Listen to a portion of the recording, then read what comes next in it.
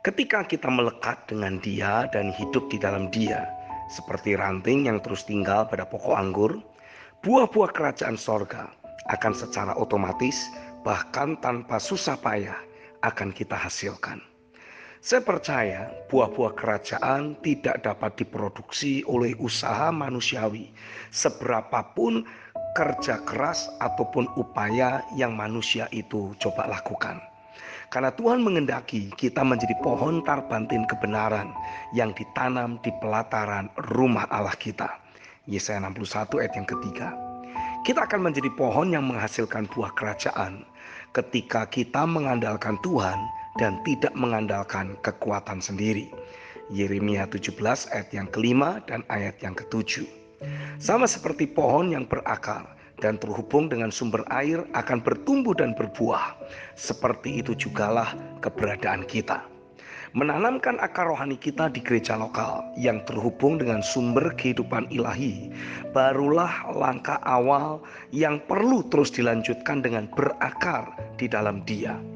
Agar setiap makanan dan nutrisi yang tersedia pada sumber kehidupan akan membawa kita mengalami pertumbuhan. Dan ketika kita terus terhubung dengan Dia, buah kerajaan yang berlimpah-limpah pasti kita hasilkan. Kolose 2 ayat yang ke-7 dan Yohanes 15 ayat yang ke-8. Yang pertama, saya percaya hati yang haus dan lapar akan Tuhan akan mengkondisikan kita menjadi aktif untuk mendapatkan firman. Dan Dia adalah Bapa yang baik, yang pasti akan memuaskan setiap kehausan dan kelaparan kita akan firman-Nya. Kehausan dan kelaparan kita akan Tuhan akan membuat kita mendapatkan pewahyuan tentang keberadaannya. Yang kedua, ketika saya menjadikan firman-Nya sebagai kesukaan, dan ketika saya bertekun dalam menggali, meneliti dan merenungkan firman-Nya, sesungguhnya saya seperti pohon yang sedang merambatkan akar-akarnya untuk terhubung dengan sumber kehidupan. Mazmur 1 ayat yang kedua sampai 3 dan Yeremia 17 ayat yang ke-8.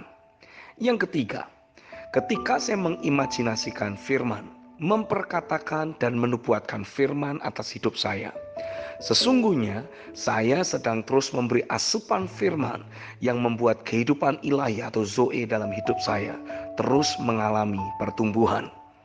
Yang keempat, ketika kehidupan ilahi dalam hidup saya terus bertumbuh, secara otomatis kehidupan ilahi tersebut akan memunculkan buah-buah kerajaan. Mulai dari 30 kali lipat, 60 kali lipat, sampai 100 kali lipat. Menjadikan kita mati-matian, gila-gilaan habis-habisan bagi Tuhan dan penggenapan rencananya. Kita siap melakukan apapun juga demi dapat menggenapi rencananya, karena kita begitu mencintai Dia. Kita menjadi begitu bergairah dan bersemangat untuk menyukakan hatinya. Situasi dan kondisi apapun yang ada di dunia tidak lagi mempengaruhi diri kita. Karena kita hidup dari sumber yang berbeda dari dunia ini. Kita hidup dari firman-Nya. Yeremia 17 ayat yang ke-8. Kehidupan ilahilah yang bertumbuh di dalam kehidupan kita.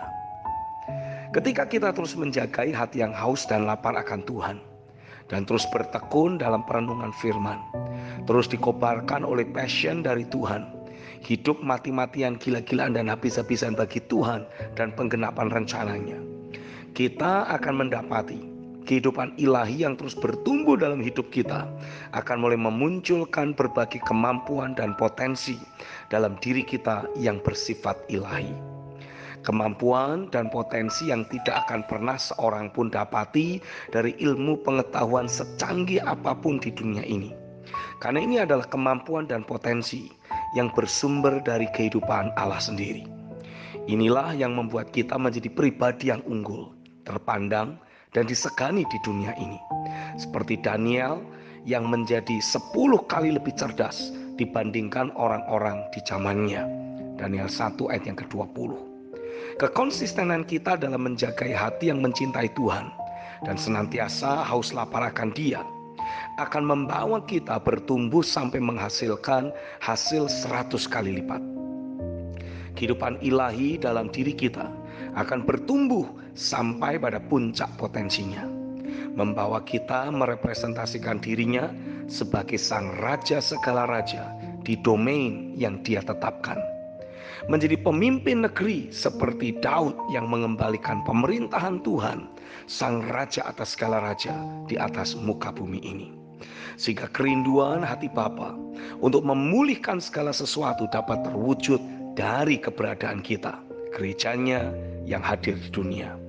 Bukan sebagai institusi keagamaan, tetapi sebagai kemah Allah yang ada di tengah-tengah umat manusia. Wow, seketika saya merasakan kasih Tuhan mengalir begitu dalam dan deras dalam hati saya bagi bangsa-bangsa. Sungguh, seluruh makhluk sedang menanti-nantikan saatnya anak-anak Allah dinyatakan. Kehidupan ilahi di dalam diri kita akan mengalir dan kita menjadi solusi dari seluruh permasalahan yang ada di dunia ini. Sehingga tidak akan ada lagi duka, tidak akan ada lagi ratap tangis, bahkan kegelapan pun tersingkir. Karena kita sebagai gerejanya bersinar dan memancarkan terang keilahiannya. Injil Yohanes pasal yang pertama ayat yang keempat dalam terjemahan firman Allah yang hidup mencatat, di dalam Dia ada hidup kekal, dan hidup inilah yang memberi terang kepada segenap umat manusia. Dan kemuliaan Tuhan nyata atas bumi ini terjadilah di dalam nama Yesus. Amin.